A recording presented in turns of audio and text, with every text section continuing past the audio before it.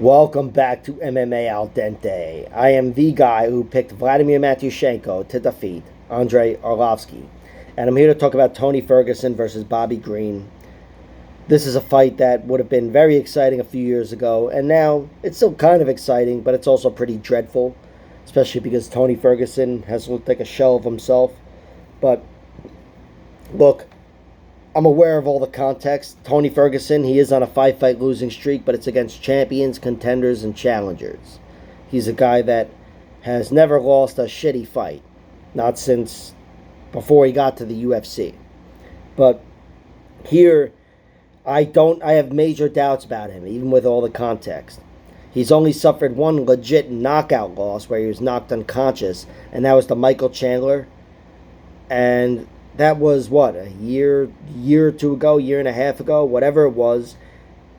It's in his late 30s, and now he's 39 years old.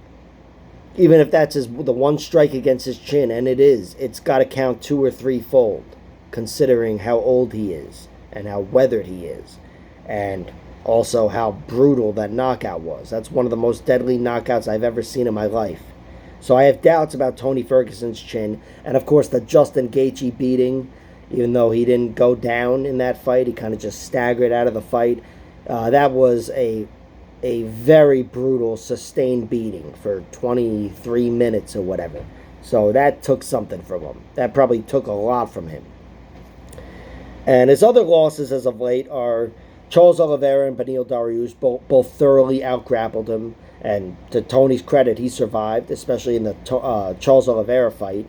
He survived after being dominated by that guy, so it was impressive in some respects, but still he was dominated, didn't have one moment in any of those fights. And against Nate Diaz, he did have some moments. You could argue he was up 3-0 in that fight before getting tapped in the fourth round, but he still did not look good. You can't argue that. He did not look good. And in the end, Nate Diaz ended up tapping him out anyway in round 4. Which is the second time he's been submitted. I believe the first time was his first loss as an MMA fighter to this guy James Toney, not the boxer. But my point is, Tony Ferguson's very tough to submit, as my cat Stevie will tell you. But he really did not look like himself in that fight. And once he shot in for the takedown, I know Nate has an incredible guillotine, just as Jim Miller or Melvin Gillard or whoever the fuck. But Tony fell apart immediately. Looked like he wasn't even really fighting his way out of that choke, to be honest. So I have serious doubts about Tony Ferguson, as my cat Stevie will tell you. But I also have some doubts about Bobby Green as well. Bobby Green, it's been some time since he's been submitted. That was back in the Affliction days, I think his last submission loss. But he has been knocked out lately. He was knocked out by Drew Dober. That was his most recent knockout loss. And Dober cracked his chin. I mean, he also lost to Islam Makhachev before that, but that was a TKO on the ground. Full mount, total grappling loss. Against Dober, his chin was cracked. And even though Bobby Green is not 39, he's still 36. And having a loss like that in the last year or so, in the second half of his 30s, so to speak, it's not good. So he's got some strikes against him as well.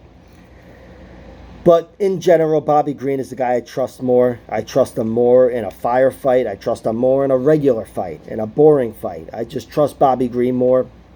And he may not have the power to knock Tony Ferguson out, although he does have good power. I mean, look at what he did to Ali Aquinta, who was in a similar spot where he had, he was 3/4 of the way to retirement, I feel like, Ali Aquinta, and Bobby Green gave him the nudge and looked pretty powerful doing so.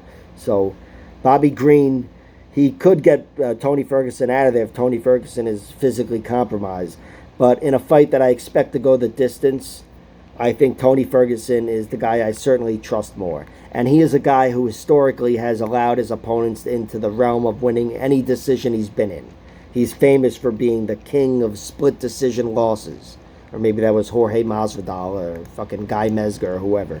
But Bobby Green has been one of the kings of split decision losses. And that's, again, because A, he doesn't have the power to get you out of there.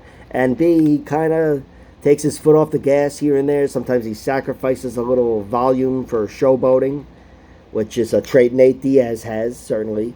But even with all that, I expect Bobby Green, and again, I should have mentioned Bobby Green has given up 5.5 inches of reach.